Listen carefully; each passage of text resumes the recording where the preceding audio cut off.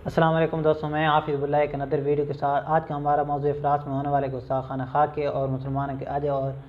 کل کے حالات میں فرق۔ ایک وقت تھا جب خلافت عثمانیہ کا عروج پوری دنیا میں اور 3 براعظموں پر ان کا قبضہ تھا، تو ایک دفعہ ملکہ برطانیہ اور خلافت عثمانیہ کے خلیفہ وقت کے درمیان ایک معاہدہ ہوا، اور معاہدے کے لیے خلیفہ وقت نے ملکہ برطانیہ کے وزیر خاص کو بلایا اور معاہدے کے لیے دستخط کرانے کے لیے جب خلیفہ وقت نے ان کاغذات پر نظر دوڑائی تو ان میں کچھ رد و بدل تھا، اور خلیفہ وقت نے اس وزیر کو بلایا اور سارے کاغذات کو پھاڑ دیا اور اس کو ایک تھپڑ بھی مارا۔ سفیر کے جانے کے بعد وزیر خاص نے خلیفہ وقت سے پوچھا کہ آپ نے ایسا کیوں کیا، تو انہوں نے فرمایا کہ جب تک یہ انگریز ہم سے تھپڑ نہ کھاتے رہے تب تک یہ سیدھے نہیں رہتے۔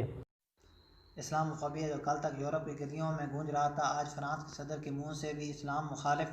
بو آ رہی ہے۔ کچھ دن پہلے فرانس میں ایک استاد نے حضرت محمد صلی اللہ علیہ وسلم کی گستاخی کی اور اس کے بدلے میں کچھ مسلمانوں نے اس کا قتل کر دیا، جبکہ ہر مسلمان کے نبی صلی اللہ علیہ وسلم کی گستاخی ایک ناقابل قبول جرم ہے۔ اور اصل میں بات یہ ہے کہ یورپ کے ٹھیکیداروں کو اور پوری دنیا کے جو انہوں نے ٹھیکہ لیا ہوا ہے،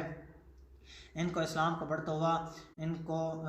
اچھا نہیں لگ رہا، اور اب یہ پہلے جو اسلام فوبی صرف گلی کوچوں میں تھا، اب یہ اسلام مخالف